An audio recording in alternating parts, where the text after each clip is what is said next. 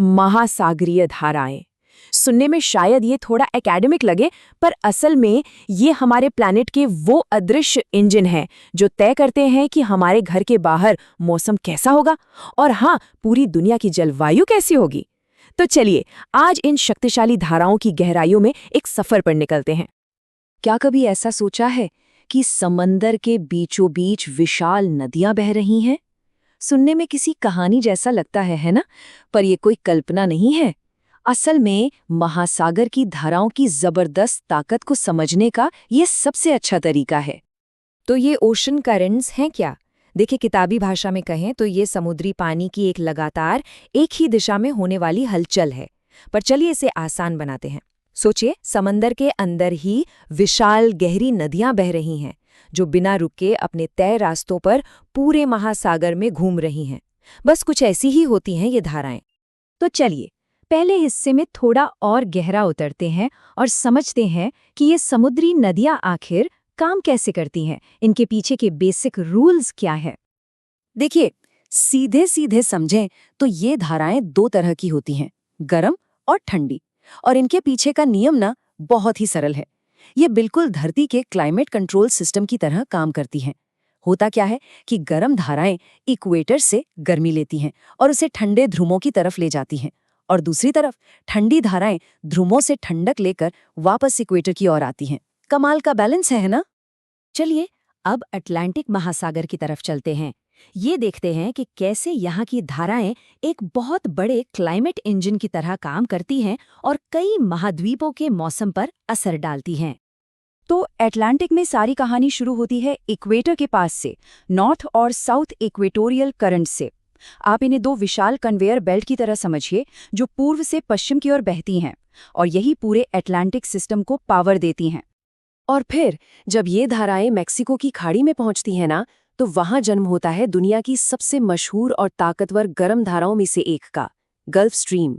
इसको ऐसे समझ सकते हैं कि ये उत्तरी यूरोप का एक सेंट्रल हीटर है जो हजारों किलोमीटर दूर तक गर्म पानी पंप करता रहता है। लेकिन कहानी में एक ट्विस्ट है। एकदम ऊपर आर्कटिक से इसका एक बर्फीला और घना प्रतिद्वंद्वी दक्षिण की ओर बढ़ता है, लैब्राडोर करंट। और न्यूफाउंडलैंड के तट पर जहां यह गर्म गल्फ स्ट्रीम उस बर्फीली लैब्राडोर करंट से मिलती है, वहां कुछ कमाल का होता है। एक तो घना कोहरा पूरे तट को ढक लेता है, और दूसरा इस टक्कर से समुद्र की गहराई में छिपे पोषक तत्व सतह पर आ जाते हैं, और इसका नतीजा मछलियों के लिए एक जन्नत और दुनिया के सबसे अच्छे फिशिंग ग्राउंड्स में से एक। पर गल्फ स्ट्रीम का सफर अभी खत्म नहीं हुआ है। ये नॉर्थ अटलांटिक ड्रिफ्ट बनकर अपनी यात्रा पूर्व की ओर सीधे वेस्टर्न यूरोप तक जारी रखती है। सोचकर देखिए, अगर ये गर्म पानी वहां नहीं पहुंचता तो लंदन या पेरिस जैसे शहरों में सर्दियां उतनी ही बर्फीली होती जितनी कनाडा में होती हैं।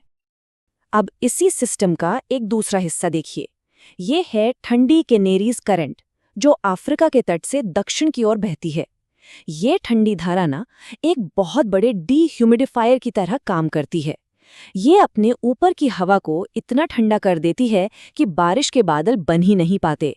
और हाँ, यही वजह है कि हमें वहाँ विशाल सहारा रेगिस्तान देखने को मिलता है।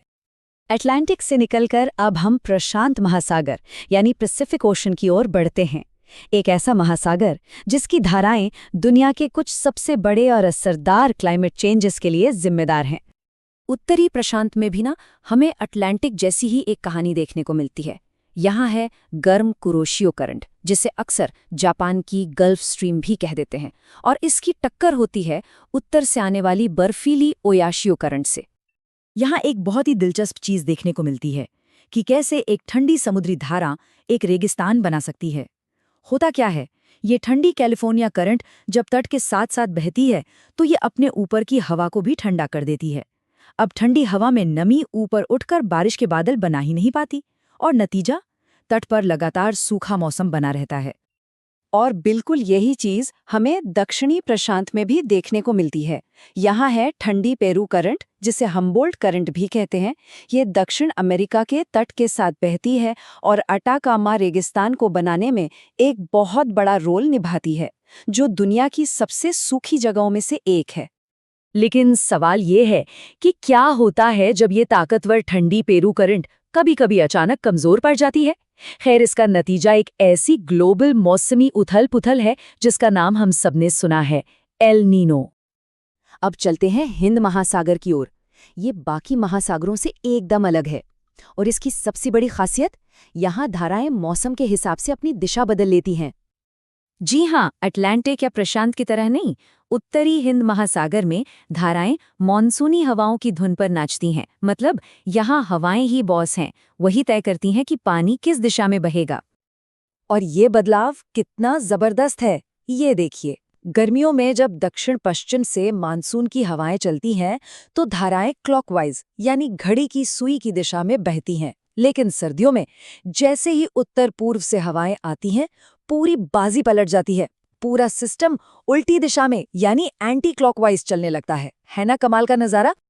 तो चलिए अब इन सभी अलग अलग पहेलियों के टुकड़ों को एक साथ जोड़ते हैं और देखते हैं कि ये सब मिलकर कैसे एक विशाल ग्लोबल सिस्टम बनाते हैं।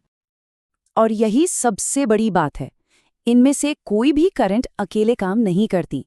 ये सभी एक ही बहुत बड़े ग्लोबल सर्किट का हिस्सा हैं, एक विशाल कन्वेयर बेल्ट की तरह। ये बेल्ट बिना रुके इक्वेटर से गर्मी को ध्रुवों तक पहुंचाता है और हमारे पूरे प्लैनेट के तापमान को बैलेंस में रखता है। और ये हमें हमारे दौर के सबसे बड़े सवालों में से एक पर लाकर खड़ा कर देता है। जैसे जैसे हमारा प्लैनेट गर्म हो रहा है, क्या होगा अगर ये ग्लोबल कन्वेयर बेल्ट धीमा पड़ जाए या रुक जाए? इस सवाल का जवाब सिर्फ हमारी जलवायु ही नहीं, बल्कि शायद हम सबका भविष्य तय करेगा।